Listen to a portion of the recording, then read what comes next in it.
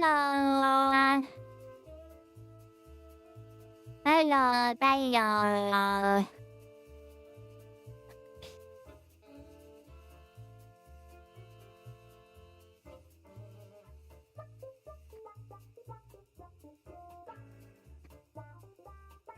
Tali, what are you doing? It's 7:41 in the morning? Yeah, what up? It's actually 9:41 for me. Battalion. How are you today?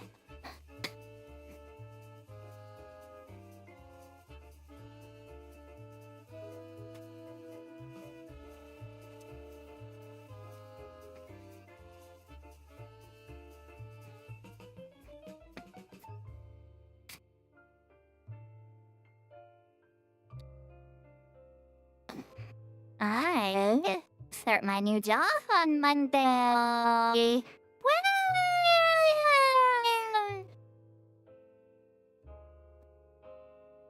That's fine. That's fine. I start my training on Monday. I have a training class on Monday. Actually getting ready for stock and keep doing it. I'll be here.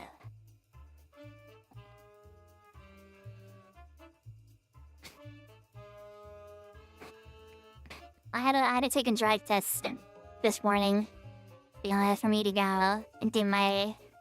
In order for me to go to the class, they made me take a soil drive test this morning. The lady was like, pick one of the 3 cups. And I didn't expect it, and I was like, which one do I pick? Which one do I pick? Which one do I pick? As I picked the middle one. I picked the middle cup. And she was like, now when you're in there, be sure you do not flush the toilet. Don't wash your hands and don't flush the toilet. Because if you do, it will void the drug test. And you will have to retake it, which can take an upwards of 3 hours. And I'm like, oh, man, this is serious. I was like, wow, this is very serious. But yeah, she was like, do not flush the toilet and do not wash your hands. Because if you do, it will void the test and you will have to retake it. And that can take upwards of 3 hours.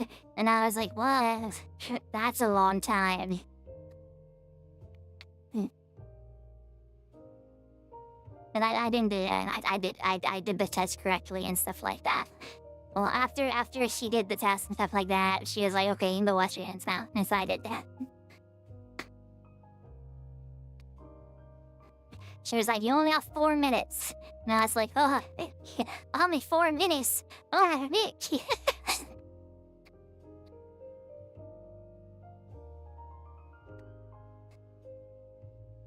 Man, I had a drug test this morning and I was fine. My silly little job I'm gonna start on Monday. Or my silly little training.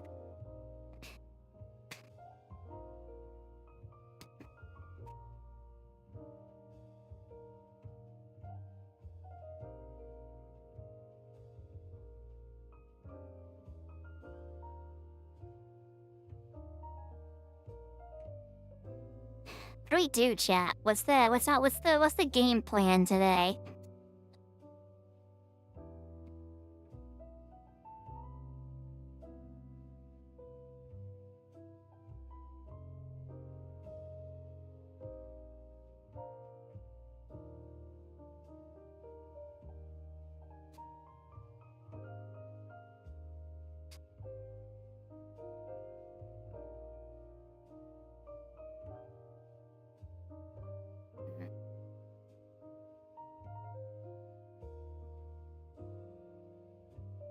What's the game plan today, chat? What's the game plan?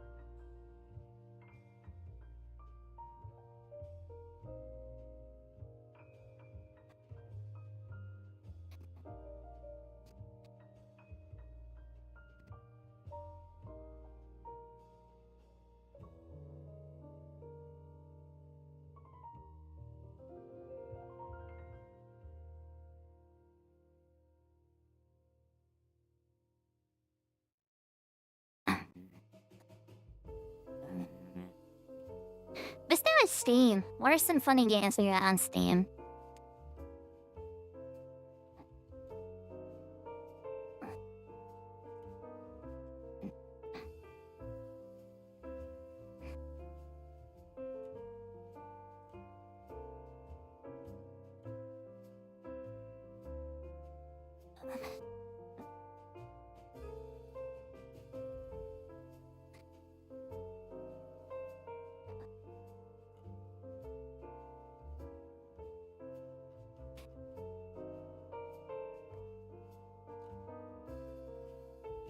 Oh no, they are just straight up making a free light mode from Mafia.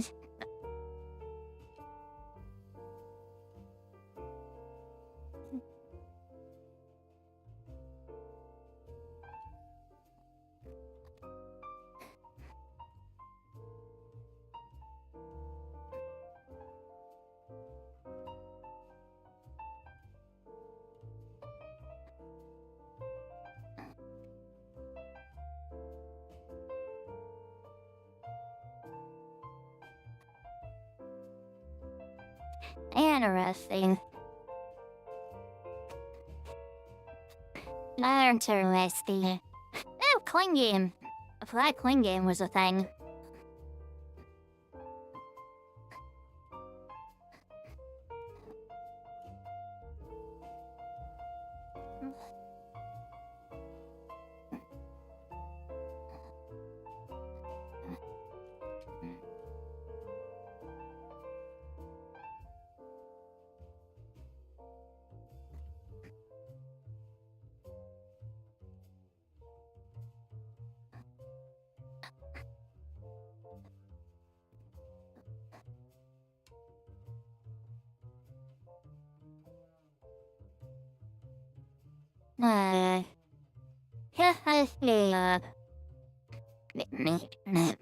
Sophia?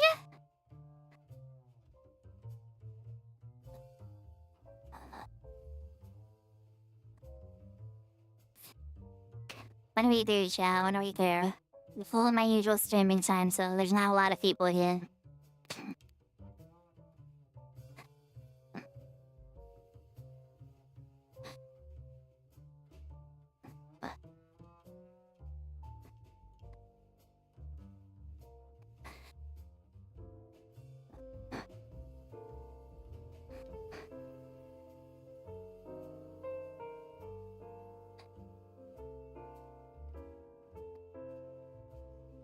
My sister Vale's wife.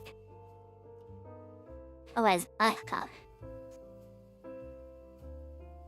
A lot of people live. Aerodon's live. Razdoodle's live. I know, like, all these people.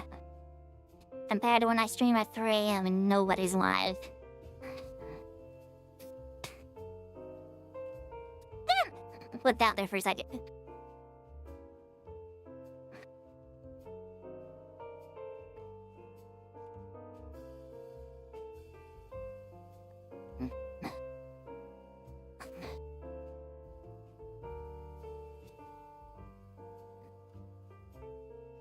What do we do, chat? What do we do? What do people typically do in just chatting streams? What do people typically do? That is very loud.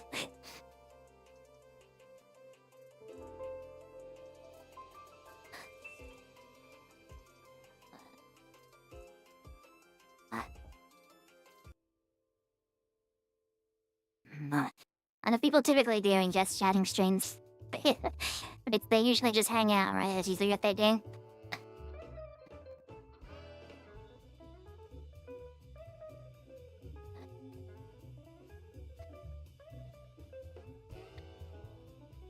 Happy snores, happy snores, happy snores, happy snores.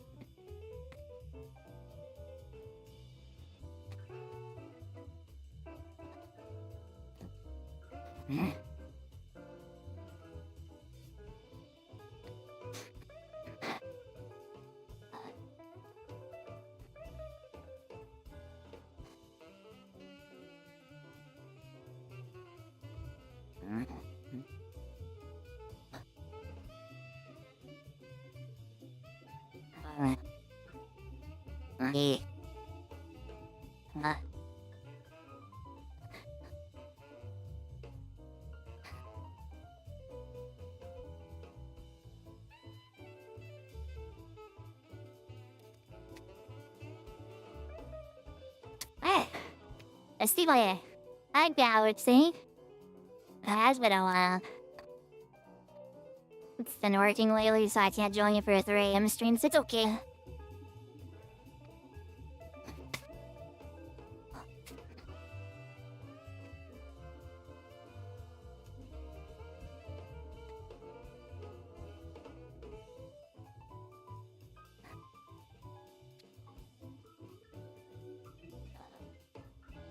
I know, I'm kinda tired. I'm trying to decide if it's a good idea to stream this early. Or this at like 9 in the morning, because I'm kinda tired. But we'll see if I can power through it.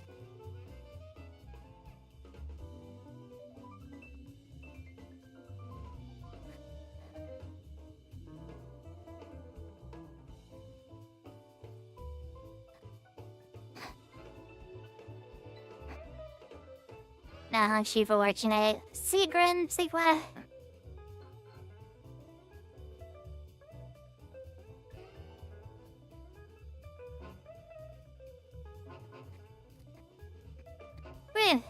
Ah, the yawns are kicking in. The yawns are kicking in.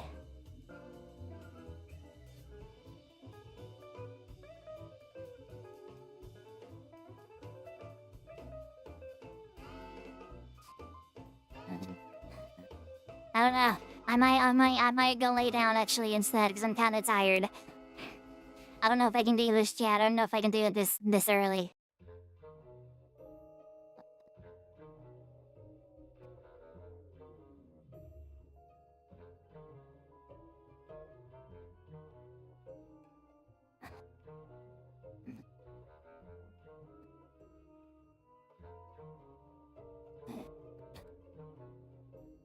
Pretty tired.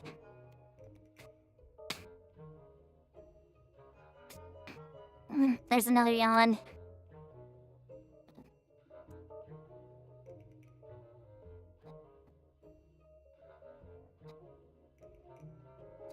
I guess I could script right, but I don't want to.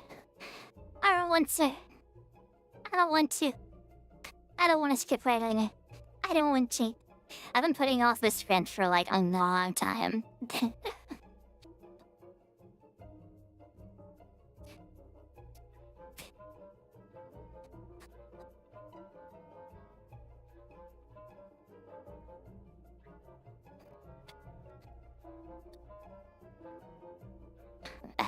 There's another yawn.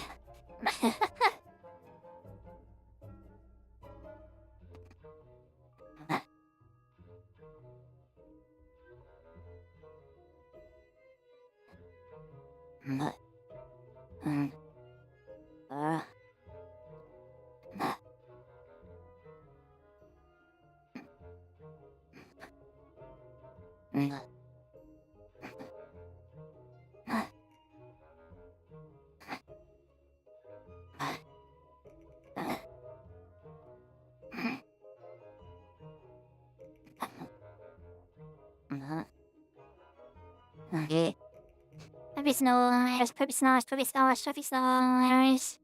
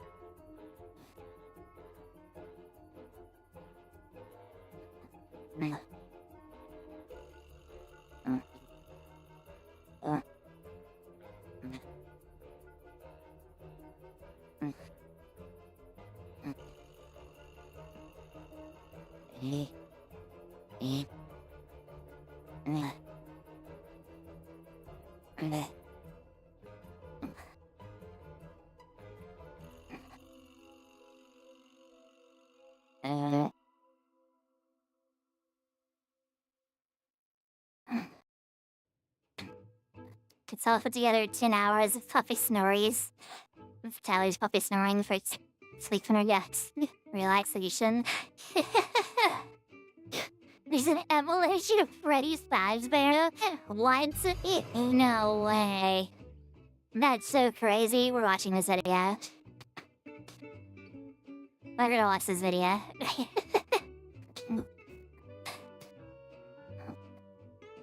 Hold on. I don't really know why.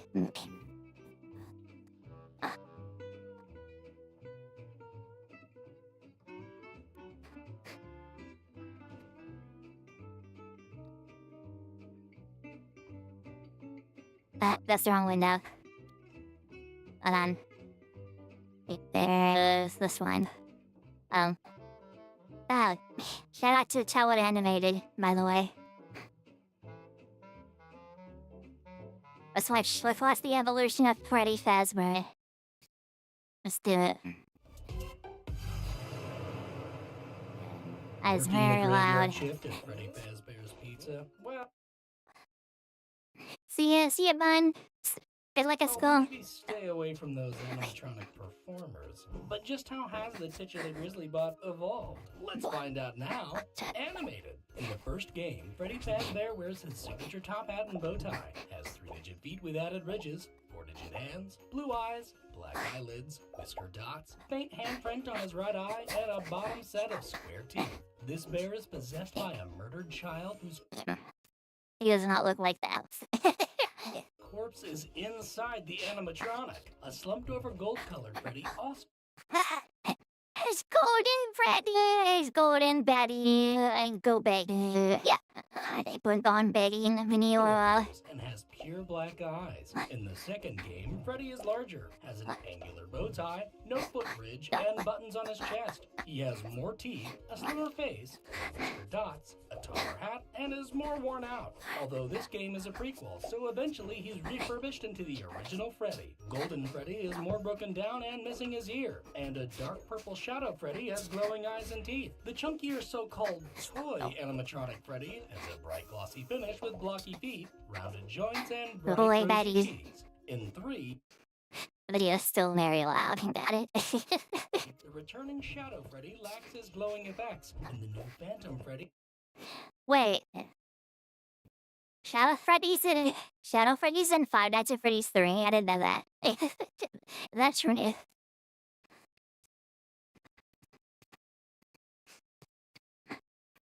Oh, he is. I didn't know that. Years. I forgot. He's in the left corner.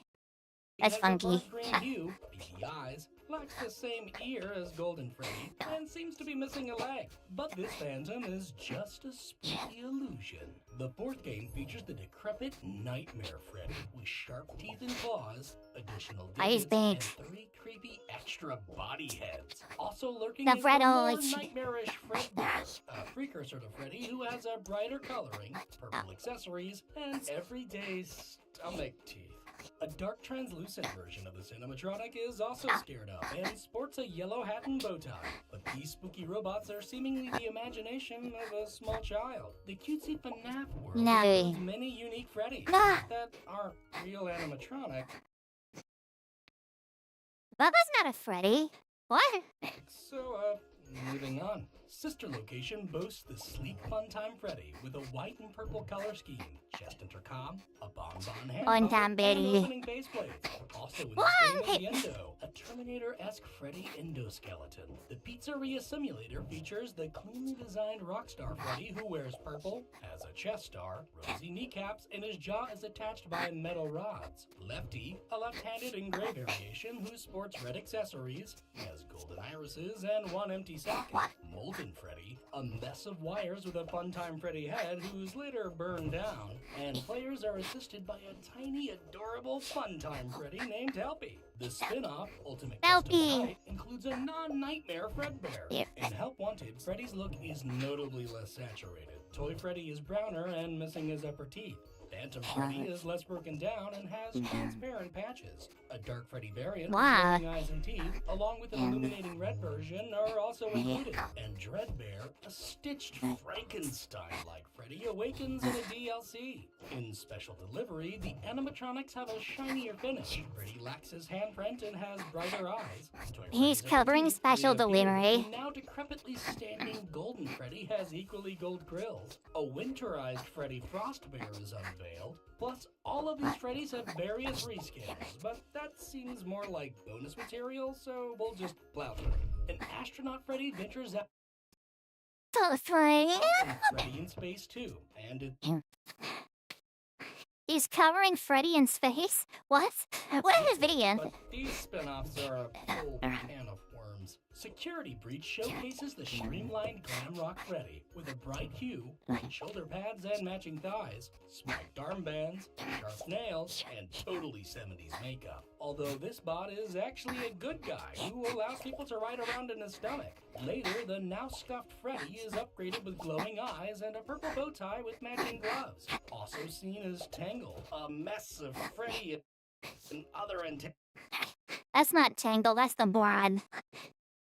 That's not Tangle, that's the blob. with moving tentacles. In the Ruin DLC, a broken down glam rock prototype is ready to scare you. In the pre-game spin-off, Fury's Rage, a cartoony glam rock Freddy shows off his love for denim. But yet again, this isn't canon. In the film, Freddy resembles his original game model, although he is less yellowy, has a more rounded figure, bigger feet, and a larger bow tie. He also has smaller eyes and less Hi, anyone? I think it's how you say that. Hello? inner ears. Oh, and when angry, his eyes glow different shades of red. A Golden Freddy briefly appears, is missing his signature ear, and has only one eye with a blue pupil. A Shadow Freddy can also be found and has pure white eyes. In this film, after learning the truth about who killed their human counterparts, Freddy and his fellow robots take out the party responsible. And with seemingly never-ending releases, Freddy Fazbear will be jump-scaring for a long time. Check out That's a good video. That was a good video. That's an awesome video. There's some other ones we got. Where's some other ones? Once again, shout out to Tell It Animator. Go, dude.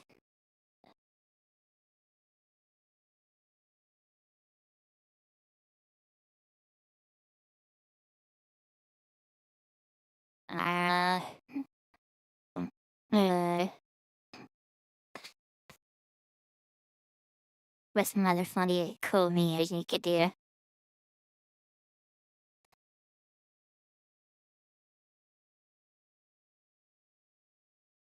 Dang it, how about you?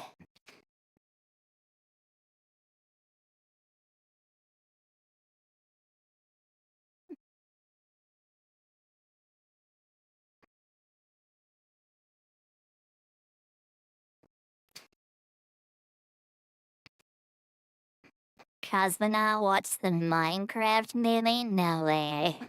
I'll have to watch that later.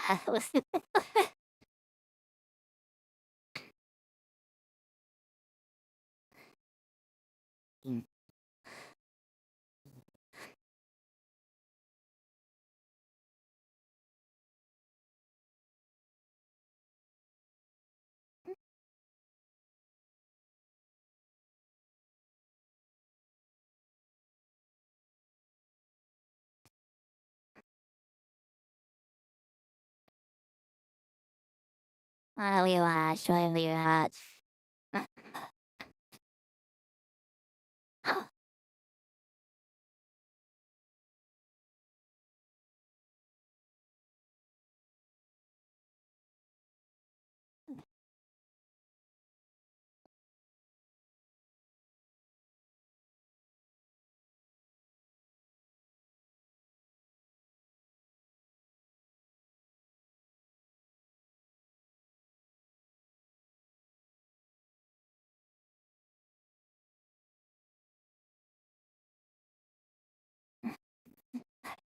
Puppy snores, puppy snores, puppy snores. She twitched. She twitched. She's chasing bunnies in her sleep, I think.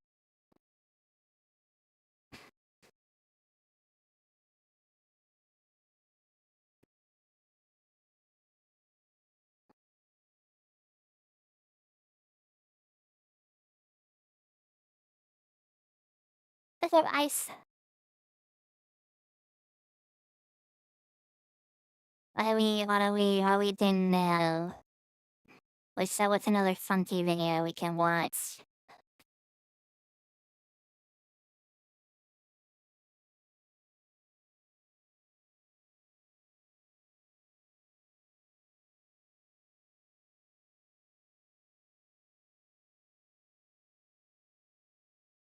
I'm doing alright, how about you?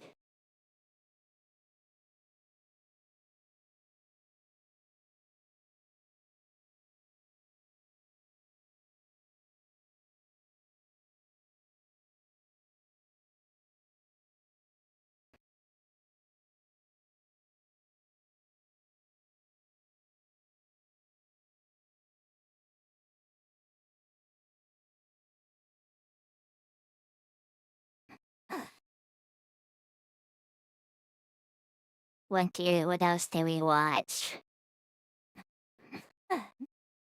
Snarls.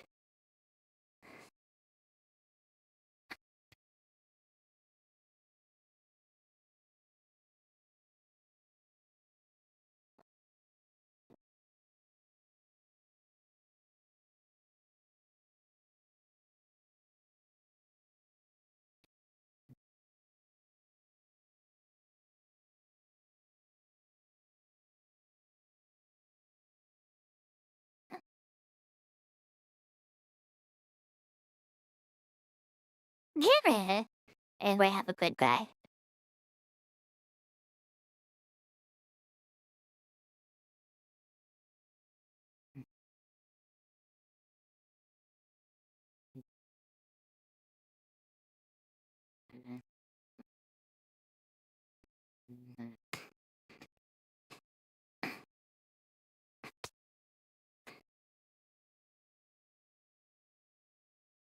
No, the Sunland, that's what we can watch.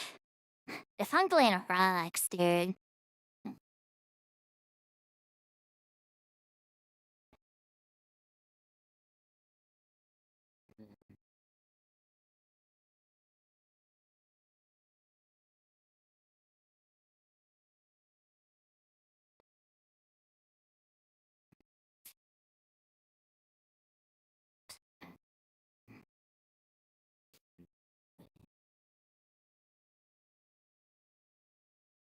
This one will be funny. Let's see this one.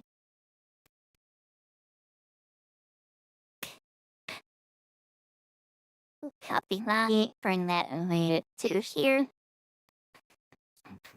Oh.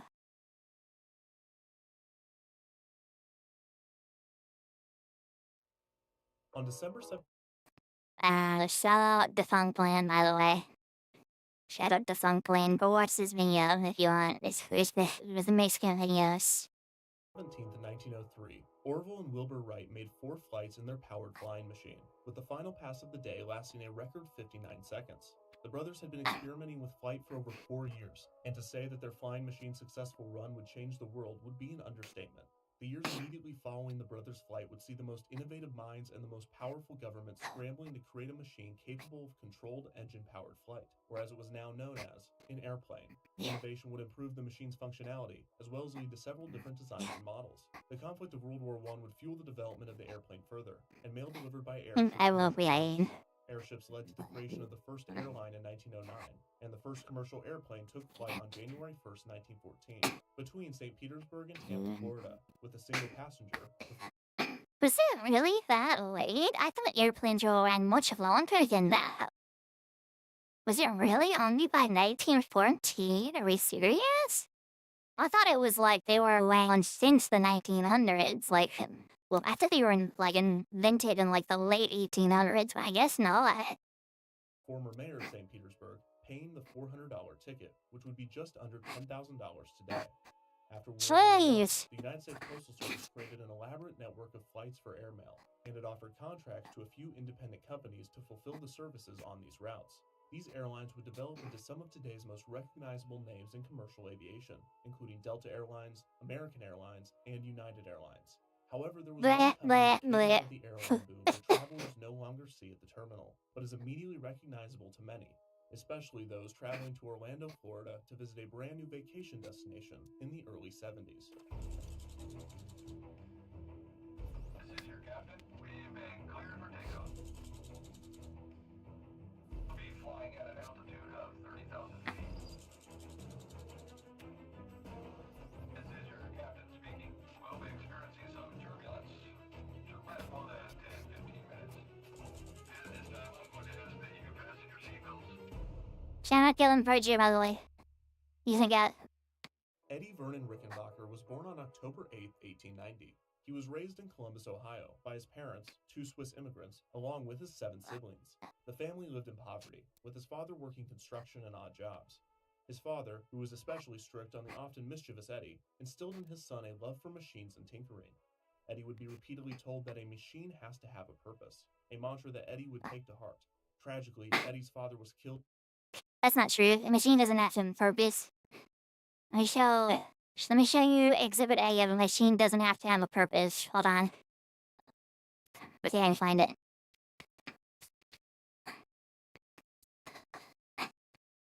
Hold on. Machine doesn't have to have a purpose. Let me show you. Let me show you. Hold on. Hold on. Yep. There it is.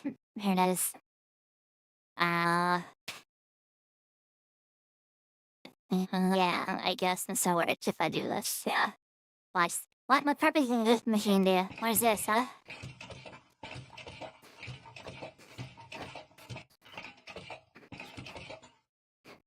Machine has to have a purpose, by the way. By the way, machine has to have a purpose. It has to. It has to have a purpose. I'm watching The Fun Plan by Kevin Purgey. Killed in a construction accident when Eddie was only 12, forcing him to drop out of school and support his family. He continued his love for machinery and took engineering classes on the side. He was particularly fascinated with automobiles, and in 1906, he would get a job with a race car driver named Lee Frere, who took Eddie under his wing. This would spark a lifelong love for racing. After his stint with Frere, Eddie would become a car salesman for the Columbia. That is a good point. I don't know why I never thought about that, but planes should come after cars, right? And the car was invented in like the early 1900s. I thought the plane was invented in like the late 1800s, but I guess not. That's kind of crazy. Like right after the car, we got the plane. Like that's kind of crazy. Company and begin racing on his own. In the following years, he would participate in the Indianapolis 500 multiple times and set a world speed record at Daytona. Before a race in California in November 1916, Eddie would have the chance to fly in an aircraft with aviation pioneer Glenn Martin. It would be a flight that would change his life. After World War I broke out, Eddie expressed interest in fighting for the Allies, and in 19... Hi, X. Yeah, I guess so. It's educational content. We're learning about Disney's airline. Disney's dumb airline that they did, Eastern Airlines. When the United States declared war on Germany, Eddie would have his chance. He was among the first group of men to be shipped overseas, given preferred treatment for the fame he had acquired as a race car driver. World War I was the first major war to see air combat, and the new landscape of machinery fascinated Eddie. After claiming he was 25 instead of his actual age of 27 in order to qualify for flight training, he was enlisted into one of the air combat units. His skill... He lied a whole 2 years, bro. He's going to prison for the rest of his life. He's going to prison for the rest of his life. He lied 2 years in order so he could fly in the silly plane. Going to prison for the rest of his life. Cut off his hands. Cut off his hands. All of his fingers. Kill me. How dare he? How dare he lie in order to fly in the silly plane? How dare he? Cut off his hands. Skills in the air would result in multiple promotions, eventually being named commander of a squadron. He would also receive the Medal of Honor and would set many records during the war, including most victories with a total of 26. His service would give him nationwide acclaim, and he would be treated as a celebrity and the most recognizable aviator in the country, an honor he would hold until Charles Lindbergh's solo non-stop transatlantic flight in 1927. In 1923, Rickenbacker and 2 of his business partners founded an airline named Florida Airways. Rickenbacker's fame allowed him to draw major investors such as Ann Morgan, Percy Rockefeller, and Henry Ford. Florida Airways was able to secure an airmail contract with the U.S. Postal Service. Rickenbacker's airline would only last until the summer of 1927. Passenger revenue was lower than expected, possibly due to the high ticket price. A one-way ticket from Miami to Jacksonville cost $60, or just over $800 today. All of the commercial airlines at the time Can you relied heavily on the imagine? revenue. Can you imagine getting on an airplane and it costs $800? I would how long to Or fly it? just over $800. A one-way ticket from Miami to Jacksonville cost $60. From Miami to Jacksonville, you're not even leaving the state of Florida? Are you joking, dude? $800? Can you imagine, bro? Oh my gosh. And that's one way, too. That's only one way. That's insane. Or just over $800 today. All of the commercial airlines of the time relied heavily on the revenue from the airmail contracts, and turnover was high for the routes, with many companies dissolving or being absorbed into others. For instance, just 2 months after Florida Airways ceased operations, a man named Harold Pitcairn would take over Florida Airways' mail route with his airline, Pitcairn Aviation. Just 2 years after that, a man named Clement Keyes would purchase Pitcairn Aviation and absolve it into his company, North American Aviation. Keyes would change the company's name from Pitcairn Aviation to Eastern Air Transport, as all of the airline's routes at the time were on the east coast of the United States. General Motors would purchase North American Aviation and therefore Eastern Air Transport in 1933. This was under the guidance of none other than Eddie Rickenbacker, who would as a result become Eastern's general manager in 1933. He would combine his remaining assets from Florida Airways with Eastern Air Transport to create Eastern Airlines. 5 years later, in 1938, Rickenbacker and other investors would buy Eastern from General Motors for $3.5 million. Rickenbacker would invest heavily in the company's employees, offering benefits and improving work conditions. This would lead to a rapid expansion for Eastern, with Rickenbacker finally finding a solid business venture after years of failures. Unfortunately, it seemed that Eddie's luck was short-lived. On February 26, 1941, Rickenbacker boarded an Eastern Airlines flight to Brownsville, Texas, with multiple stops in between. The plane was heading for Atlanta's airport around midnight, but began to rapidly lose altitude in the heavy rain.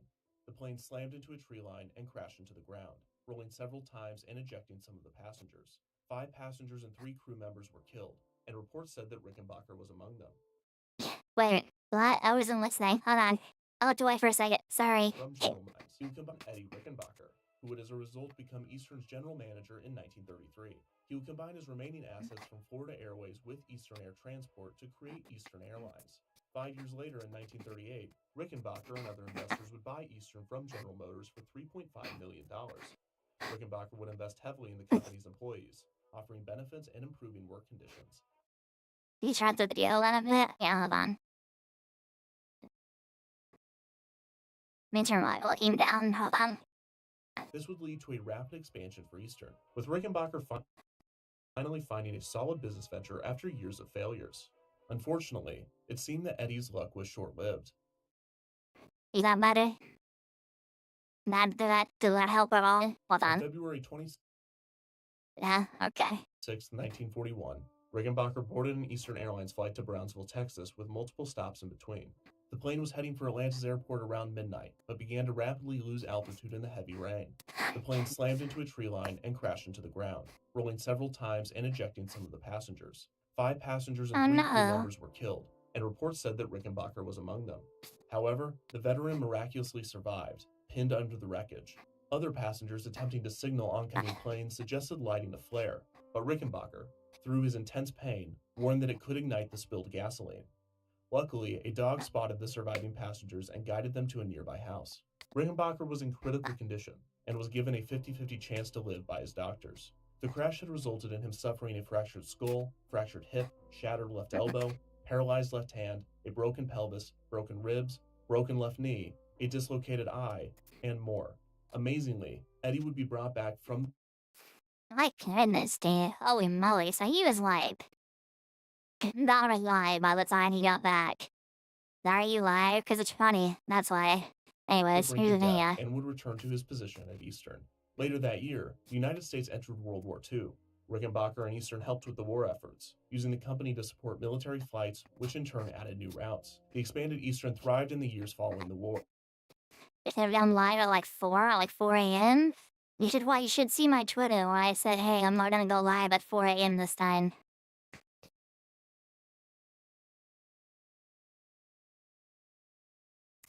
Wait, what happened? Hold on.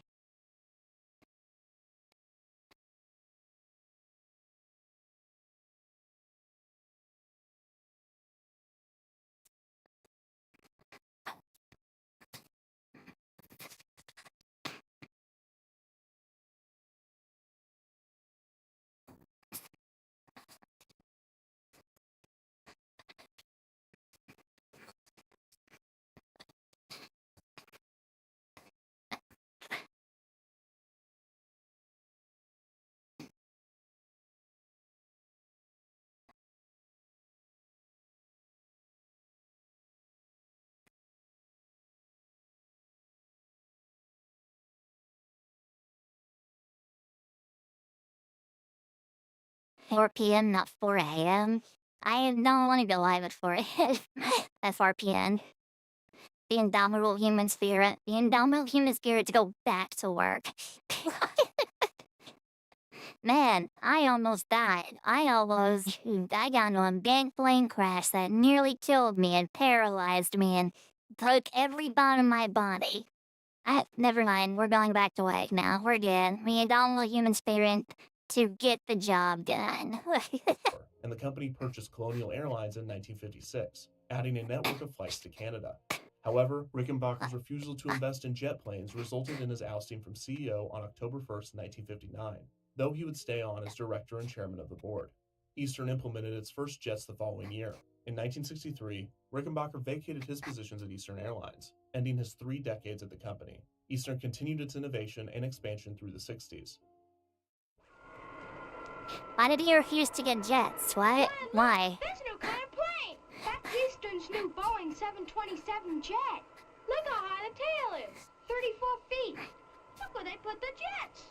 In the tail assembly. That's one reason it's so quiet. The passengers are always riding ahead of the sound. Where does it fly to? I don't know. It flies north.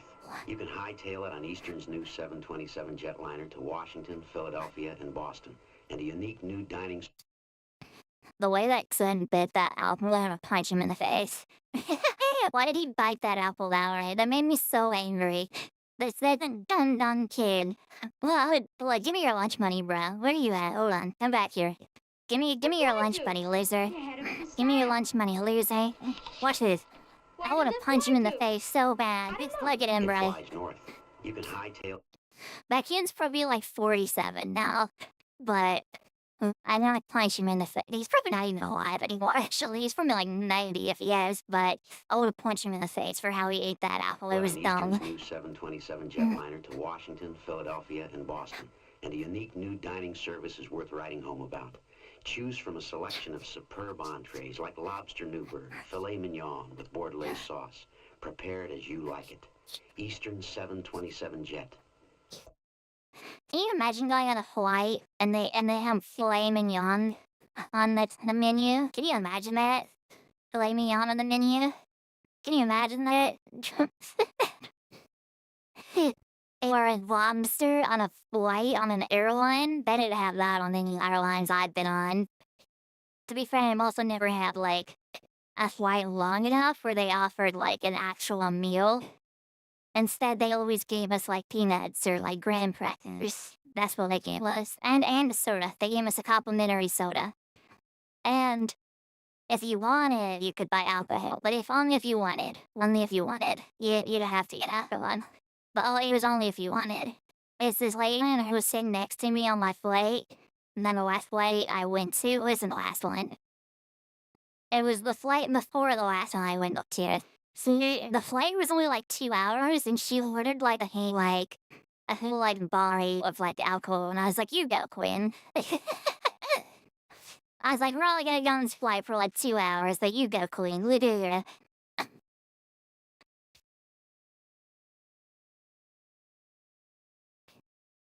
Quiet as a library. The smartest way to leave town?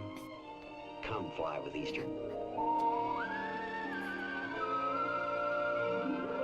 In 1964, they were the first airline to fly the Boeing 727. The expansion allowed for more and more people to have the ability to fly, regardless of economic status. In 1967, Eastern purchased another airline, Mackey Airlines, and also expanded their international flights further. In 1970, Eastern adopted the slogan, "The Wings of Man." Their previous slogans, "First and on-time dependability," "See how much better an airline can be," "We want everyone to fly," and "Number one to the sun," had been short-lived and had done little to boost the airline's marketing. Wings of Man, however, restored a sense of class to the airline, an issue most airlines were struggling with as they reduced rates and increased availability. On September 23, 1970, it was announced that Eastern Airlines would be the official airline of the Walt Disney World Resort, set to open the following year. Eastern claimed to have more flights going to Florida every day than all of the other airlines combined. This allowed for double promotion of both the airline and the new vacation destination. Do you know the way to the Magic Kingdom? I'll never get there. Never get there. Do you know the way to the Magic Kingdom? Sure I do. But can you fly? You can fly to Walt Disney World in Florida on Eastern, the airline of Walt Disney World, the Wings of Man. Eastern began offering vacation packages for trips to the resort, and children flying Eastern to Orlando were given a fun flight bag. Inside was Mickey and Minnie hand puppets. I didn't get a fun flight bag when I went to Disney. Come on, dude, I want a fun flight bag. When I went to Disney, I was like 4 years old, and they didn't give me a fun flight bag. They gave me peanuts and a soda and say, "Shut up." And I wanted a fun flight, but look how fun this looks. You get a mask, you get a hand puppet. Dude, I wanted one of those. That was the same trip I almost died at Disneyland too, by the way. Or Disney World. So I went to Disney World, almost died, and I didn't get a Disney fun bag. So they did two bad things happen when I was there. Two bad A things. paper Mickey mask, Magic Kingdom themed games and puzzles, a DIY book dust cover, and other cereal box caliber items. That's awesome. I didn't do none of that. Oh, you mean you almost died at Disney World? Don't worry about it. I almost died at Disney World. It almost happened. Okay, I probably should talk about that. I went to Disney World when I was like really young. I don't know how old I was, but like all of my family and I went to Disney World. And basically, I got way too dehydrated and way too overheated. And it got to the point where I was supremely nauseous. I couldn't stand, and I was pretty much passing out. And so they rushed me to the infirmary, and gave me some water, and I put a fan in front of my face, and I was okay. And I lived to tell the tale. But yes, I almost died at Disney World because I got way too dehydrated and overheated. It wasn't as bad as my uncle. My uncle, this was a separate time when he was younger. When he was way younger, he didn't go to Disney. He went to Knott's Berry Farms. And he also got like super dehydrated, super overheated. But his was worse. He like turned like as red as like this screen is right here. He turned as red as like the background of like this screen right here. And he got so dehydrated that the like attendants at Knott's Berry Farm just tossed him into a freezer. And my dad's family walked over and was like, "Why'd you put him in the freezer?" And he was like, he was gonna die if we didn't do this. And he was like, "Ah, well, thank you for doing that." So that's fine. Yeah, when you go to a theme park, it's probably good to eat and drink something, that might be a good idea.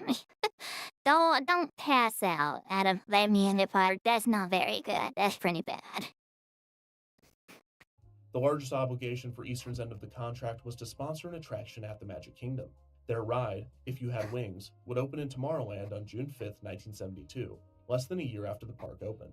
This Omnimover ride took guests through different scenes of Eastern's premier travel destinations, such as Mexico, Puerto Rico, and the Bahamas, all showcased with simple sets and projectors.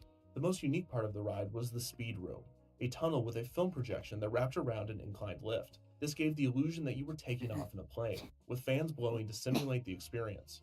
The most memorable part of the ride was the theme song written by Disney composer Buddy Baker, which is either sweet or slightly sinister sounding depending on the viewer, but it is no doubt catchy. If you had wings, you could do many things. You could widen your world if you had wings. Once guests exited the ride, they were greeted by an Eastern Airlines travel agent willing to book their next vacation with the airline. This is similar to the design of Chevrolet's Test Track sponsorship today. Eastern's sponsorship with Disney prompted them to purchase more planes and add new flights to Orlando. By this point, Eastern was one of the biggest airlines in the country. In 1975, retired astronaut Frank Borman became CEO of Eastern Airlines. He replaced What? How did that happen? That's quite the career change. From an astronaut to just CEO of an airline? That's quite the career change. How did that happen? How did they let that happen? What? the Wings of Man campaign with a new campaign starring himself, along with a new slogan.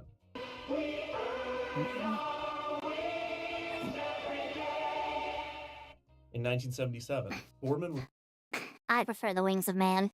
I think that one's much cooler than that one. make Eastern the first U.S. airline to fly the Airbus A300 jet.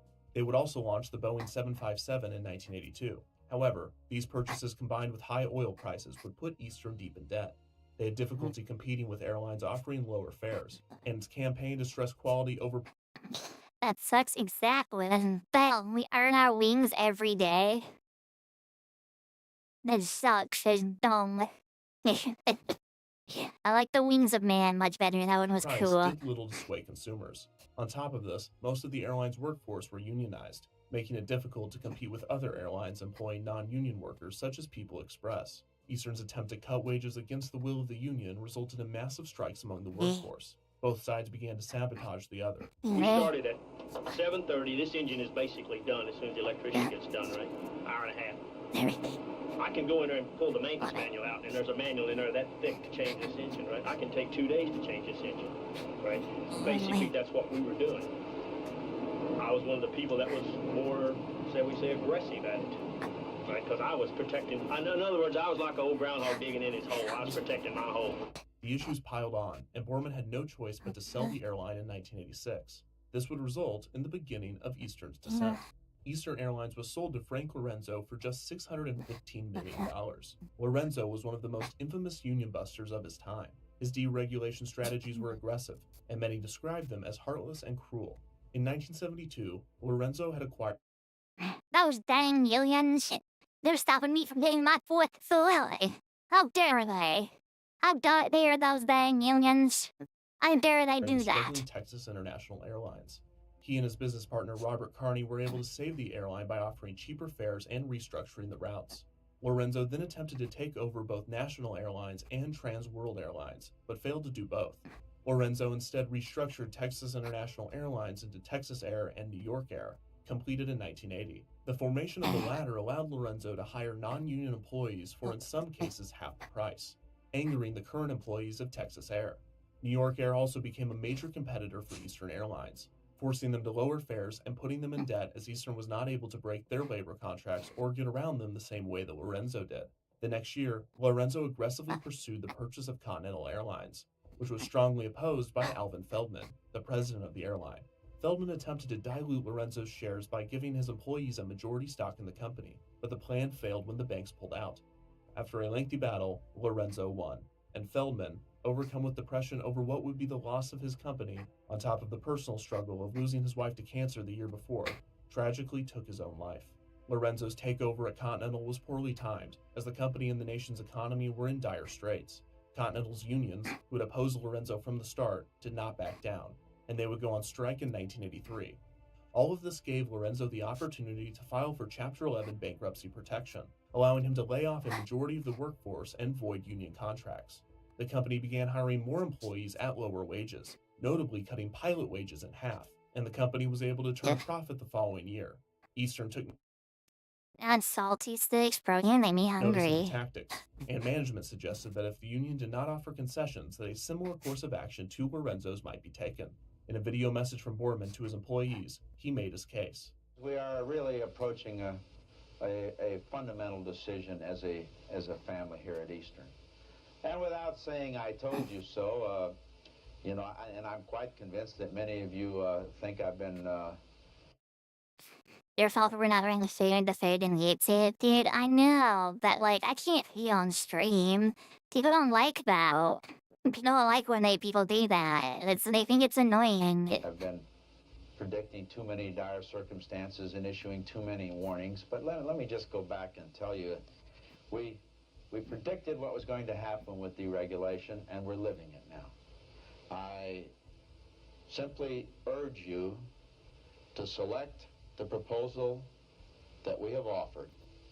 And I want you to understand with all of the honesty that I can muster in your eyes that in my estimation, you will be voting on your jobs. This, of course, angered the union even more. After an attempt at a compromise in which the employees would take a stake in the company was foiled by a recession in late 1985, the battles between the management and employees returned. During the chaos, Lorenzo expressed interest in acquiring Eastern. Borman and other management offered an ultimatum to the unions: either offer concessions or be sold to Lorenzo. The unions offered a 15% reduction in wages if Borman resigned. Borman agreed, but the board rejected the offer, and Lorenzo acquired the company. That same year, Lorenzo would acquire People Express, which had acquired Frontier Airlines. This resulted in Lorenzo, through Texas Air, owning around 20% of the U.S.'s airline industry. The unions offered to negotiate new Do a food eating stream? No, we're not doing that. That's weird. contracts with Lorenzo, but he did not respond to the requests. Within a few months, over 2,000 employees were laid off, and pay cuts were threatened in order to keep Eastern afloat. Although many analysts claim that even with the most drastic pay cuts, Eastern would still be losing money. The Department of Transportation conducted a safety investigation on Eastern, finding no major issues, but officially warned the airline that the cost-cutting would result in safety concerns. This prompted many to choose other airlines. In 1987, Eastern would end their sponsorship with Disney and no longer be Walt Disney World's official airline. If You Had Wings was closed for 5 days and stripped of any references to the sponsorship. The ride reopened as If You Could Fly on June 6, 1987, mainly the same without the sponsorship or its signature theme song. Delta would soon replace Eastern as the official airline of Walt Disney World, and they would open their own ride in If You Could Fly's place on June 26, 1989, called Delta Dream Flight. Utilizing the same layout as the previous version of the ride, the attraction now took guests through the history of flight. Delta would not make the same attempt at in-flight experiences that Eastern did, and their sponsorship with the resort would only last until 1995. In 1996, Disney removed all Delta branding from the attraction, renaming it to simply Dream Flight before renaming it again a few months later to Take Flight. 2 years later, Take Flight would be replaced with the space's current resident, the Shooting Dark ride, Buzz Lightyear's Space Ranger Spin. The original track layout and speed tunnel still remain in the attraction from If You Had Wings, and a futuristic instrumental of the attraction's theme song can still be heard in the Tomorrowland area music loop. Disney has gone without an official airline ever since Delta ended their sponsorship, although it does have a few themed planes with the Canadian airline, WestJet, and with a few other airlines as well. Lorenzo continued his war on Eastern's. What an interesting advertisement for Disney to do. Hey, we're gonna paint the outside of a plane. We're gonna paint the outside of a plane with our characters, and people are never gonna see that. Like, ever. Interesting. Employees, selling off and restructuring profitable parts of the company in order to force union concessions. In 1989, Lorenzo sold Eastern's shuttle service to Donald Trump, who transformed the assets into Trump's shuttle. He also moved assets around within tech. Donnie J. Donnie J. jump scare. That's not Donnie J. It's Donnie. Well, it is Donnie J. Because his middle name's. Isn't his middle name G? Is that his middle name J? Donald J. Trump or something like that? It's Donnie T. Donnie 2 jump scare. Donnie. What's up, Donnie? And his other companies, destroying Eastern's ability to succeed. This eventually resulted in Eastern's filing for bankruptcy on March 9, 1989, in an attempt to once again hire non-union workers. has been on the show is Jay. So I was right. So Donnie, yeah, Donnie J. Donnie J and Donnie T. That's who he is. Just a year later, however, Eastern was removed from Texas Air's management by court order due to its mismanagement and business tactics. Martin Chagru, an executive who had a good relationship with labor unions, was appointed the head And Jay and his name stands for Short Night. That sucks. of Eastern in 1990. He would attempt to save the company by facing his well-known issues head-on. I was appointed as trustee of this great and proud company. We are running a very good airline here today. The problem is that a lot of potential customers out there don't know it. Yes, we have a large, deep hole to climb out of. So what we're going to do is we're going to impose a very noticeable time frame on ourselves. For the next 100 days, you're going to see Eastern Airlines get a little bit better every day. So we're not going to promise the moon because you and I both know we can't deliver it. And I don't ask that you agree with everything I have to say. But let's get the dialogue going and let's go. Who wants to start? Yes, sir, in the back. Come up here and grab a mic so we can... Mr. Chagru. This worked for a short period of time, but after That was their ad. That sucks. That ad is them going, hey, we're trash. We're trash. We're gonna try and be better. We're gonna try. I can't promise anything. I can't promise anything. But we're gonna try and be better. We're certainly gonna try. That was a terrible ad. conflicts in the Middle East caused jet fuel prices to rapidly increase. Any chance the airline had of recovering was gone. Around this time, Chagru argued to the court to increase his salary from $425,000 to $600,000. His audacity baffled many. Finally, on January 19th, 1990, I need another $200,000 to my salary. You understand? I need it.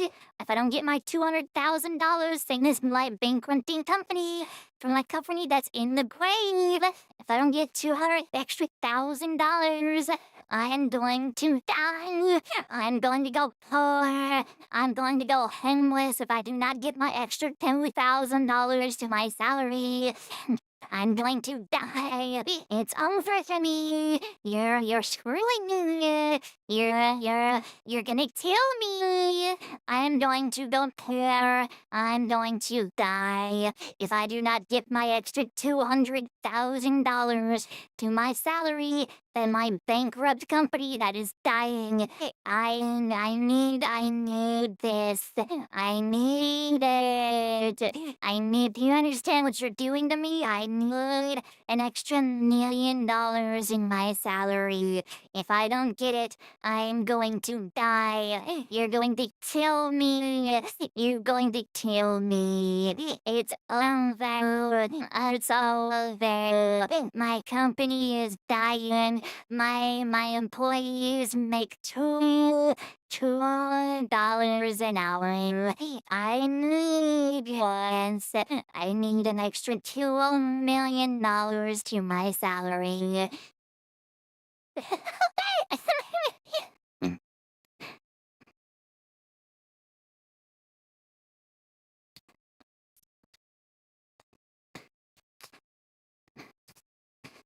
Hold on.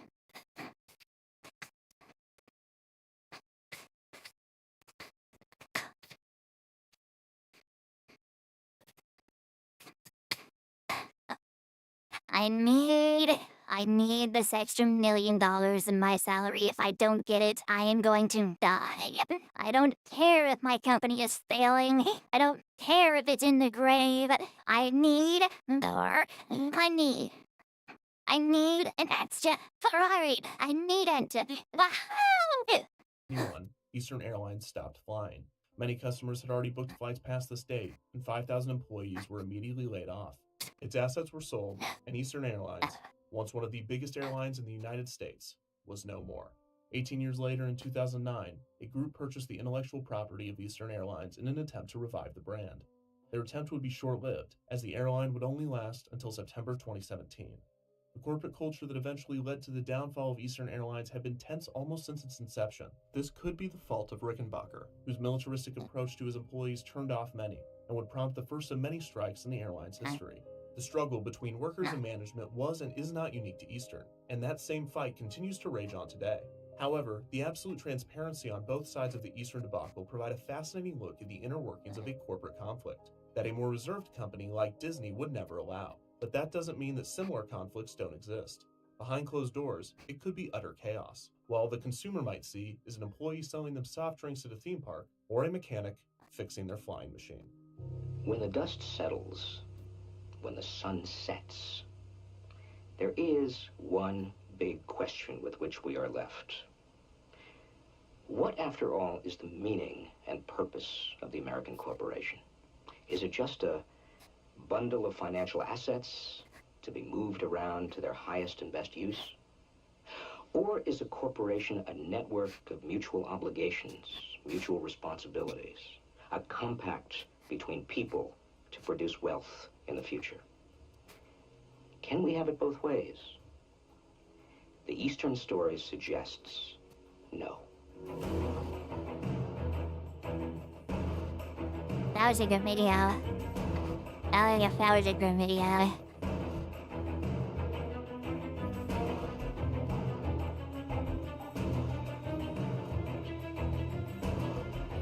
Shout out Kevin Pojo. Is this website still up?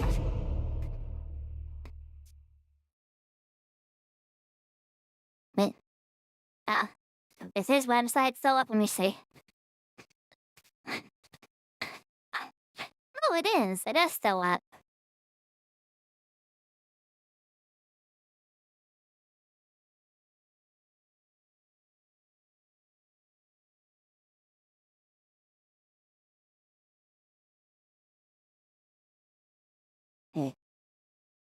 Yes, story. He's got Flanders. That's so awesome. Oh, I kind of want a Shapeland shirt. That kind of rocks. What about the brush shirt? Can I see a brush? Which one's the brush shirt?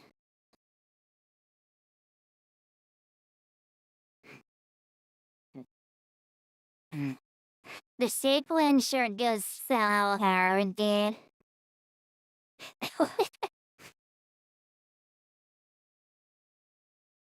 What's up, Sasha? Yeah, for a second, my earphone battery died. Okay.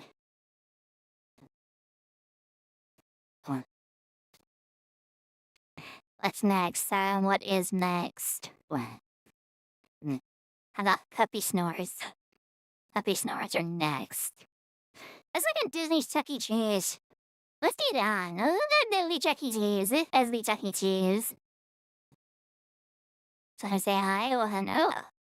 Disney Chuck E. Cheese. The year was 1996, and the Walt Disney Company was in a very peculiar place. Walt Disney Studios was riding high, as they were in the middle of the Disney Renaissance. A return to form had yielded a plethora of box office success, while the rest of the company appeared to be in a state of disarray. Jeffrey Katzenberg, the president of Walt Disney Studios, the rest of the company was in a renaissance. A return to form had yielded a plethora of box office. I went to the Disney show, based like the Disney live show, based around this movie. And the Disney ran home and said, "Okay, see you, Sasha." I went to a Disney show, and Disney World featured a line this movie, and they didn't do this iconic scene. Like, until the last, 2 seconds of the show.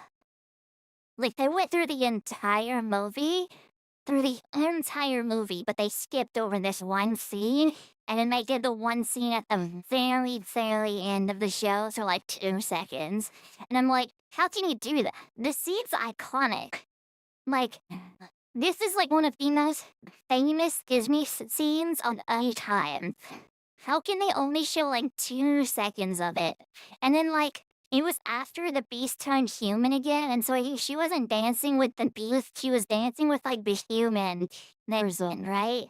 And I was like, you can't do that. That's not Beauty and the Beast. That's Beauty and the Man. I team for Beauty and the Beast. I team for Beauty and the Beast, not Beauty and the Man. Give me Beauty and the Beast. And they didn't do that, and I was upset.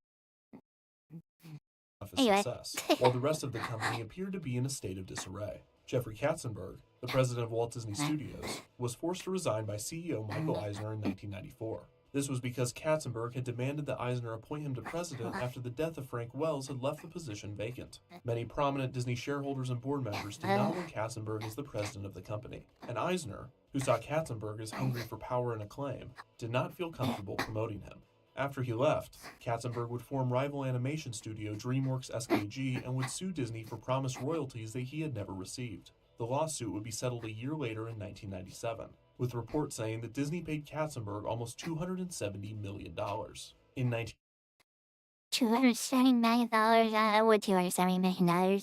Give me $270 million tomorrow, please. 1995, Eisner had appointed Michael Ovitz, the founder of the world-renowned creative arts agency, to the position of president. For a variety of reasons, this did not work out. Eisner would dismiss him from the company just over a year later in 1996. Ovitz would walk away with a severance package of nearly $140 million. During all of Can you imagine, dude? Working at a company for only a year and you get a severance package of $130 million. To be fair, it was president of Disney, so I guess that makes sense. But this, Eisner himself would cash in stock options of nearly $600 million. Money was flying all over the place at the Walt Disney Company, but none of it was going to the company's other major division. Disney Parks had gone on a roller coaster of its own during the preceding 5 years, and Eisner's proclaimed Disney decade was not going as planned. Many ambitious and creative projects were scrapped by the mid-90s. Disney's America was announced, and then canceled. Disneyland's elaborate Tomorrowland renovation, Tomorrowland 2055, was announced and then canceled. Disneyland's second gate, Port Disney, was announced and then canceled. Disneyland's other second gate, Westcott, was announced and then canceled. Epcot's Westcott? What? World Showcase pavilions and renovated Future World pavilions were announced and then canceled. A bunch of Indiana Jones attractions, a bunch of Muppets attractions, and a bunch of Toontown attractions all were announced and then canceled because of one bad egg. Euro Disney. The resort just outside of Paris, France had gone way over budget and failed spectacularly, causing a domino effect throughout the company. Euro Disney was not the sole reason that all of these projects were canceled. For some, there were many other causes, but the failure was always part of the decision, and more often than not, it was the deciding factor. Whether for financial reasons or personal hesitation, Eisner slammed the brakes on the Disney decade, but he still felt pressure to capitalize on the strong brand that the studios had created. Plus, the United States was experiencing an economic boom during this time, allowing families more leisure spending. All signs were pointing Eisner to an expansion of the parks, but Euro Disney, Disney's America, and the other failures were still on his mind. This led him to what seemed to be a brilliant compromise. In 1996, Eisner created a new subsidiary of the Walt Disney Company named Disney Regional Entertainment. This division would plan and execute Disney entertainment venues throughout the United States. With this, the company would be able to profit off of its successful properties in an interactive setting similar to the company's parks in Anaheim and Orlando. However, what Eisner was planning was no Disneyland. He had something much cheaper in mind, and something much more 90s. In the early 90s, things were going good. Disney was making money as every company should. Little Mermaid, Aladdin, Beauty and the Beast hit so big, they wanted to take them east. They tried to expand, but Euro Disneyland fell real hard. It did not go as planned. They were out of money, they were out of luck, but Eisner had an idea to pick the company back up. Going to the malls, ruin the brand, cancel all your plans. It's defunct land, cashing all your stock as quick as you can. Close some more rides, it's defunct land.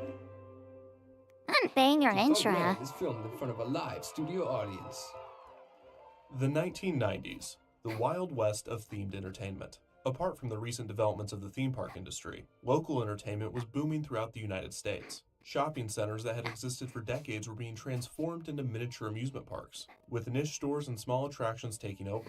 Themed restaurant chains were Hold on. With what stores? Say it again. Say it again, miniature Kevin. amusement parks, with niche stores Hold on, one more centers that time. had existed for decades were being transformed into miniature amusement parks, with niche store Kevin, I trusted you. Kevin, I trusted your critical claim and your research. I trusted you, but you got this wide wham, Kevin. Kevin, it's not Misc. Kevin's Misc. It's so clearly Misc. Misc, are you stupid? Sorry, I shouldn't say that. That's mean. I'm sorry, Kevin. Kevin, I didn't mean to say that. Kevin, don't be mad at me, Kevin. Anyways, Kevin, it's not Misc, Kevin, it's Misc. Kevin, it's Misc. It's not Misc. I trusted you, Kevin. How could you betray me? Kevin, come on, Kevin. You can't do this to me, Kevin. I trusted you, Kevin. And small attractions taking over. Themed restaurant chains were sprouting up all over the country, with the usual suspects being Rainforest Cafe, the Hard Rock Cafe, and Planet Hollywood. The most unexpected of the new developments might have been the rise in indoor children's play places. These were a mix of tubes, slides, ball pits, nets, stairs with steps taller than your body, socks with holes in them, vomit, disinfectant, those net bridges that your feet would get stuck in, a kind of terrifying helicopter thing where the mean kids would jump up and down and it would shake a lot. The open slides with only like one hill, which was just a waste. I mean, I climbed all the way up there. I'm gonna take the tube slide. And rug burns. I used to work at one of these, by the way. That was fun. That was like the most fun I've ever had at the job, was working at one of these indoor flea park places. Also, shout out to Kevin for trauma dumping on us. I love you, Kevin. Kevin, I love you. I'm sorry I said anything about you. I'm sorry I said anything bad about you, Kevin. I love you. I'm sorry for ever doubting you. So many rug burns. McDonald's opened its first indoor play place of this kind in 1987. This allowed parents to dine while their children played, and the concept was met with glowing reviews. McDonald's would continue to add play places to their restaurants, and others would quickly take note and expand upon the idea. Running swing here? I don't think so. Climbing slide here? I don't think so. I don't think so. And where? Somebody jingles. DC's made just for me. A place where I can really cut loose. It's all here. Jump and tumble here? I don't think so. I don't think so. Discovery Zone opened its first location in Kansas City, Missouri in 1989. The facility featured an elaborate play place, a ball pit, a rock wall, an arcade, a maze, and a variety of other activities for children. Discovery Zone was a popular venue for birthday parties and group day trips. It also advertised itself as a good place for kids to engage in fun fitness activities. The company would quickly expand, opening 39 more locations until being purchased in... Did I ever explain how when I was younger I wanted to have my birthday at IKEA? Did I ever tell that story? I don't know if I ever explained that, but when I was younger, I wanted to have my birthday at IKEA. And because the reason being was because the IKEA that my family shopped in, I don't know why, but when we were younger, we had IKEA birthday gift flyers. When I was younger, when we were younger, we would go to IKEA a lot, and I didn't know why. I don't remember why we did.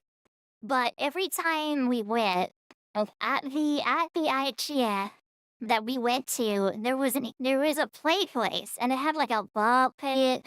It had like a jungle gym. It had like a TV that you could watch shows with like stuffed animals and stuff like that. It was so fun. And I loved it so much. And nowadays, now that I'm taller, the back it only goes up to like your ankles and like your knees. But like when I was younger, I would get like swim in that, bro. I was like a little invalid baby, and so I was like I could swim in this ball pit. I was like, this is awesome. I would have my birthday here, and I don't know if I did or not. I don't think I did. But it was cool. It was real fun. Yeah, when I was younger, I wanted to have my birthday at IKEA because of the cereal ball pit. 1992 by wealthy Chicago businessman Donald Flynn. In less than 3 years, the chain would expand to 340 locations. McDonald's had noticed the competition, and in 1991 had created their own chain of indoor amusement centers named Leaps and Bounds. McDonald's would not be able to keep up with Discovery Zone, and would sell all 48 Leaps and Bounds locations to the company in 1994. Around this time, Blockbuster Video, who owned about 20% of... Huh? What? Blockbuster owns the condone bot Discovery? What? That's so Discovery random. Zone would up its stake to 50.1% and would assume control of the company in 1995. In hindsight, this was akin to Radio Shack investing in Toys R Us. What, too Exactly. soon?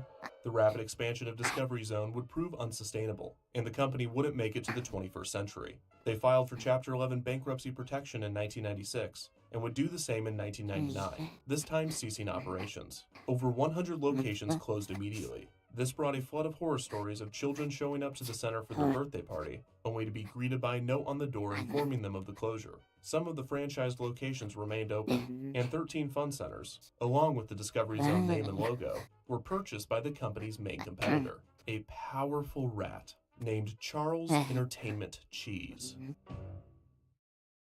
That's a funny clip that's everywhere now. Like that's like a meme clip. Smile, America, say Chuck E. Cheese. Smile, America, say Chuck E. Cheese.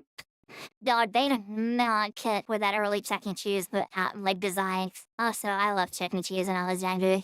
Like I know a lot of people grew up with like Showbiz pizza and stuff like that. No, I was Chuck E. Cheese. I had the legs. I loved it. I loved it so much. He was so fun. Like the little tokens you got. The little tickets you got as well. The Chuck E. Cheese I used to go to wasn't open anymore. Cause like the company went like bankrupt and stuff like that. And so they shut down that location. But it was so fun. I loved it. I saw the little animatronics dancing on the stage. And I loved it. Food and games and all kinds of features. For a taste of pizza time theater. You can smile, America. That's right. I think the salad buffet was a bang of Chuck E. Cheese. I forgot about that. Also, another awesome jingle. I love that. I love the little jingles. They're cool.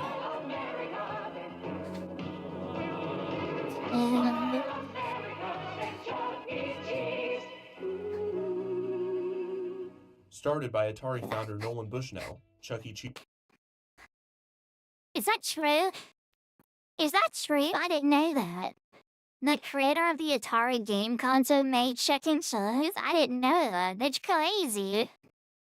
That's insane. That's like crazy, little drat. Jesus opened its first location in San Jose, California in 1977. Bushnell had always had a respect for the Walt Disney Company and their theme parks, and he wanted to create an elaborate entertainment experience of his own. He would combine video games, animatronics, and pizza into a restaurant called Chuck E. Cheese's Pizza Time Theater. Bushnell would expand this restaurant into a chain, and by 1984, the company had over 250 locations. Unfortunately, this same year, Pizza Time Theater would declare bankruptcy due to debts acquired through expansion, the declining interest in arcades, and in some cases, multiple restaurants that were located too close to each other, virtually splitting the potential profit of an area. The remaining locations would be quickly bought by rival chain Showbiz Pizza Place, which was started by a Chuck E. Cheese franchisee in 1980. Showbiz Pizza did not rebrand any of the Chuck E. Cheese restaurants, and the two chains would eventually be merged in 1990, with Showbiz Pizza Time Incorporated choosing to go all in on the Chuck E. Cheese brand, abandoning Showbiz Pizza's animatronic band, the Rockafire Explosion, in the process. Throughout all of the financial issues and restructurings, there were still over 250 operating locations in 1992, with all of them being renamed to Chuck E. Cheese's Pizza before dropping the pizza from its title in 1995. On top of their arcades, animatronic shows, and pizza, Chuck E. Cheese's... Well, Chicken V8 said, yeah, I remember that, yeah, I remember began that. investing more in indoor play places to compete with McDonald's and Discovery Zone. It was around this time that the Walt Disney Company took note of the success of these companies. While they might have been late to the game, they expected to fit right in. After all, Discovery Zone had been described as an indoor Disney World, and Chuck E. Cheese's used Disney as a major inspiration during its development. If Disney utilized the same concept, implementing their attention to detail and intellectual properties, they could dominate the new market. In 1996, Eisner appointed Art Levitt to the president of Disney Regional Entertainment.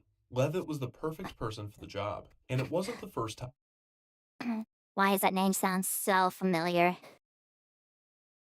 I swear I know that name from somewhere besides Disney.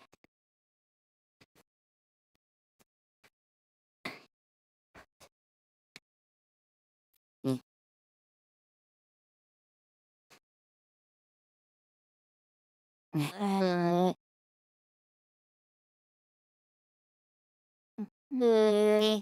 don't know where I know that name from, but it sounds so That he and familiar. Eisner had done business. At 28, he was a salesman at a Los Angeles furniture store. One day, Michael Eisner himself walked in looking to purchase some items for Disney. The fact that the CEO of one of the world's largest corporations was concerned with something as small as furniture was a true testament to Eisner's micromanagement. Levitt and Eisner apparently hit it off, and he was quickly named Director of Corporate Projects and Executive Assistant to Eisner. During his first tenure with... Can you imagine, Ray? He's working at like a furniture store, and suddenly the CEO of Disney walks in and goes, "Hey, I like you. You want a job as like my personal assistant?" Disney.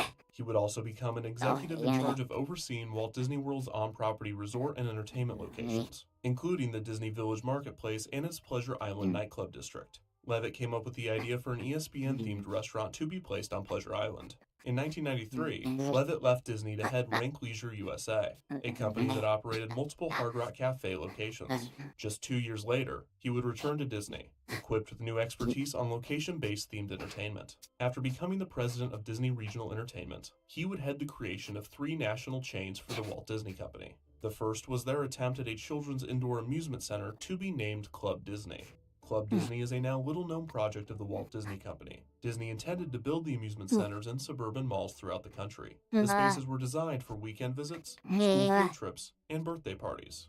It would also house family workshops, such as Poo Aerobics, which was described as a 10-week parent and child stretching and exercise program led by the beloved and befuddled Honey Bear. The complexes featured play places, educational demonstrations, animation tutorials, karaoke, and kid-friendly computer games in a lab called the Mouse Pad. The e-ticket attraction of Club Disney was, of course, the play place. These varied from location to location, with some being themed to a specific franchise, such as The Lion King or Hercules, while others were not themed at all. The play places had varying names, such as the Jungle Climber, the Color-Rageous Climber, and the Supercalitoontastic Whatchamacallit Time Toaster. Other attractions were a room themed to Peter Pan where guests could see their shadow, a swing themed to Tarzan, an activities area called Perks Gym, motion-detected musical instruments on the Aristocat Music Wall, which sounds very similar to an attraction that used to be in Epcot's ImageWorks, an area for children under 3 called the Pooh and You Corner, a storybook time, and a variety of arcade games. At some locations, there was a Little Mermaid-themed area, where kids could, quote, peek through the portholes of a sunken pirate ship and find a treasure, or chat with a friend on a cellular telephone. There would also be periodic dance parties themed to different Disney properties. These included the Lion King Limbo, the Mickey Macarena, and the Roger Rabbit Bunny Hop. The Mickey Macarena goes so hard, dude. Wait, can we get that? Can we bring that back? Can we bring that back? 2025, the return of the Mickey Macarena. Can we bring that back? It sounds so hard. That goes so hard. Can you bring that back, please? Please. I want to see Mickey Mouse doing the Macarena, please.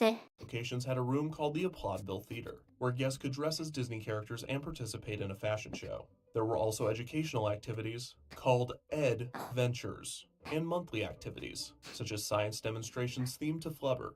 As with Chuck E. Cheese and Discovery Zone, a major focus of Club Disney was its elaborate birthday parties, with children getting to pick from a few options, such as Disney Princess Tea, Toy Story Search Party, Pooh-rific, Hercules Hero Hurrah, and 101 Dalmatians Bow Wow Bash. Some locations had a magician performing tricks as Merlin, and the cake for the parties was catered by the Cheesecake Factory. A child could only enter... I know, the Cheesecake Factory. This sounds awesome. I want to have my birthday here. That sounds awesome.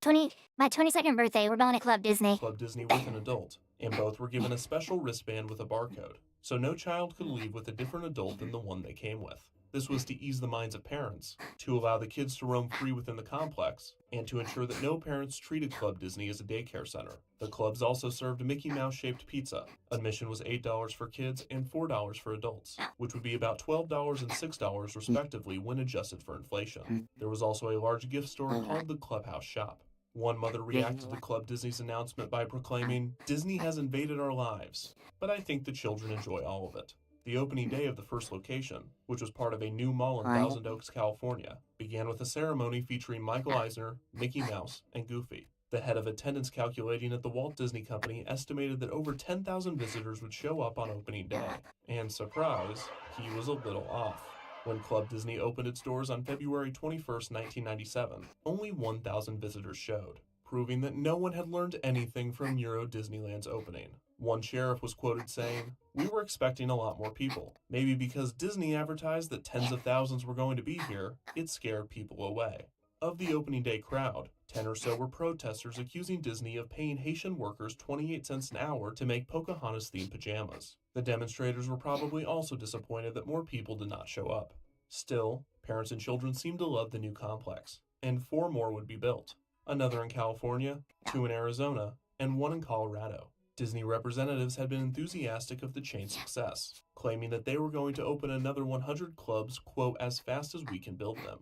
While reviews were positive, Club Disney was not without its critics. One of the higher-end malls that Club Disney had moved into accused Disney of ignoring the complex's theming standards by implementing their cheesy design.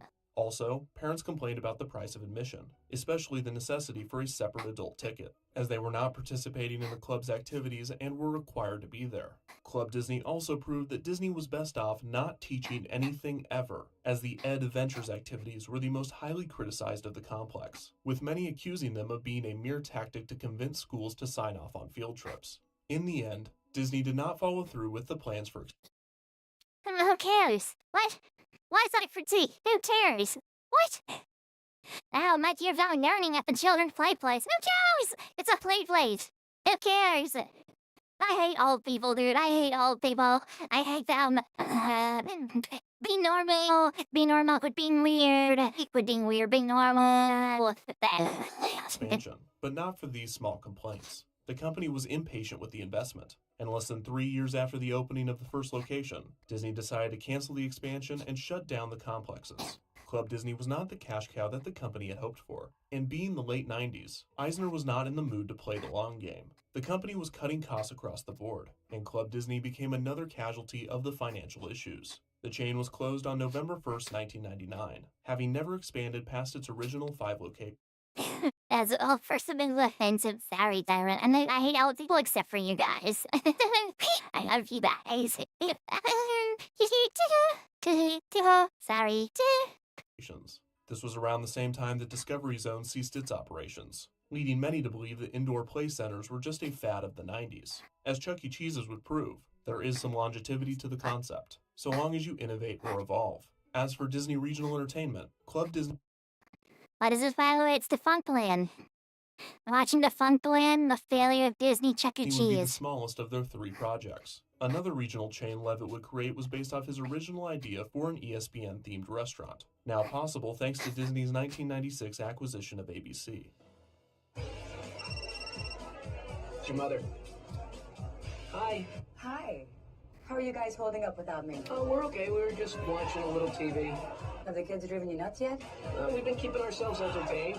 Jess said she'd help you with the dishes tonight. Well, the kitchen is spotless and dinner was great. Wow, you should reward yourselves. Take them somewhere fun. That will have a huge impact on the league.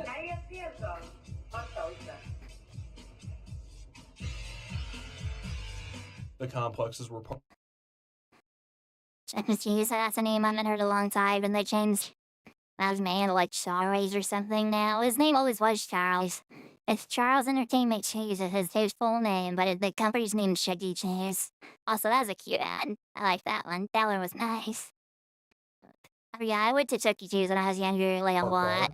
Part restaurant, part arcade, part gift shop, and part broadcast studio. It was such a hit among sports fans that there were apparently points where guests would have to be dragged out for staying an excessive amount of time. The ESPN Zone would also put on the Ultimate Couch Potato Competition, a sitting competition that challenged participants to watch TV without falling asleep or getting up, only allowing a bathroom break every 8 hours. One year, the winner... The 90s, bruh. The 90s. The government name? Yeah, his full name was always Charles Entertainment Cheese. His nickname was Chucky. That's why it's Chuck E. Cheese.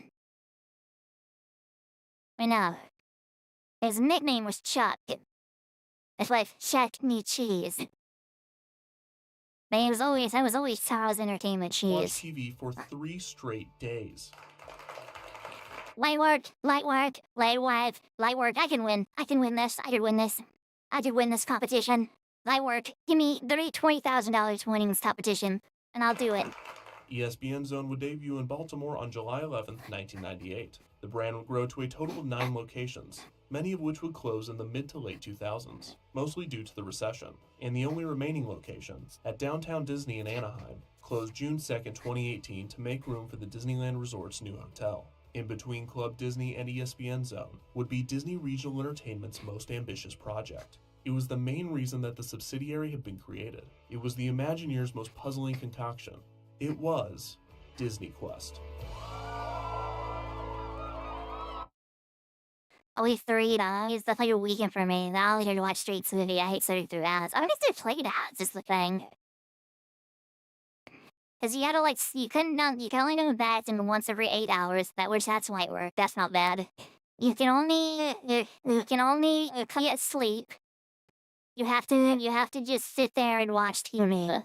Which, like I said, 3 days. That's light work, right? That's full on light work. I could do that. I could do that. Give me $20,000 and I could do that. You just.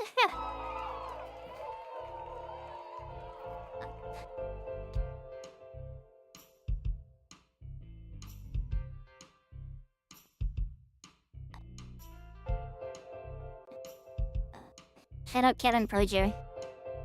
If I'm going to the bathroom, like I said, you go to the bathroom every 8 hours. It's not that bad. Like, that's not bad. At least for me, that's not that bad. Ugh.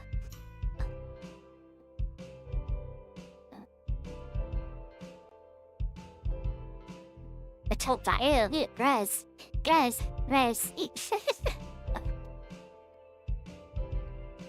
But they let you get up and go to the bathroom once every 8 hours. Like that, like I said, that's fine. That's not bad. That's not too bad.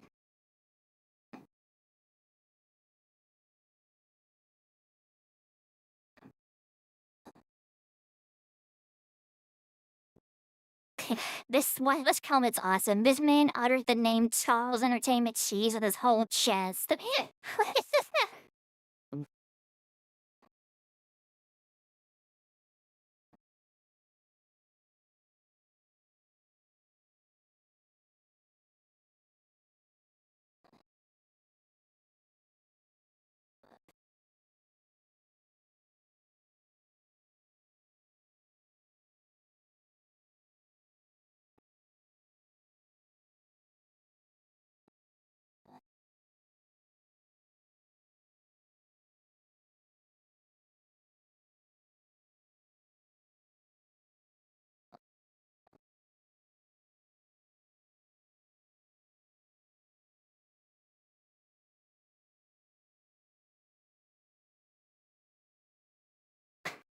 I think I'm gonna go ahead in here actually. I think I'm done. I'm last note. I'm hungry. Sleepy hungry. They're yelling. Skip is streaming. And mighty Astro Spit. I'm slow, short, little chill stream. I'll probably do that later today. Oh, Tubbs isn't streaming anymore. Dang it, there goes my plans. The name of this are there? There's 3, 2, 2, 3, 2. 3, 2, 3, 3, 2, 3, 2, cells. 3, 3, 2, 2, 3, 2, 2, 3, 2, 2, 3, 3, 3, 2, 2, 3, 3, cells. 3, 2, 2, 3, 3, 3. Sorry. I'm tweaking, and taking. I'm sorry.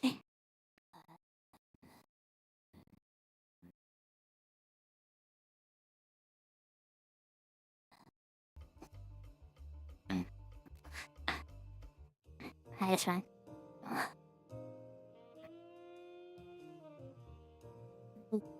I know you raid. Did we raid somebody? Yeah. I don't know. I don't know if we raid somebody today. Is there anybody good to raid? Anybody I want to raid?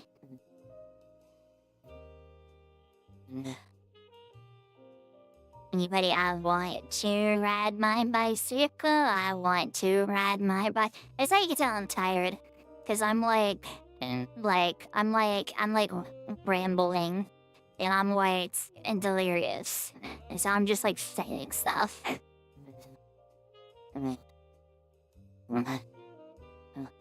Happy's given her input. // mate. I don't think I'll rate somebody. I think I was gonna go ahead and end. I don't want to rate somebody. Be well read. Maybe while we well read. I'll be okay. Okay, I'm gonna go ahead and head out, y'all. Thank you all for stopping by for the short solo stream. I hope you enjoyed. It was fun. I liked it. Did you like it? I liked it. Be sure to rate the stream 5 stars. Be sure to drop a like and a subscribe. Be sure to favorite the video and drop a comment.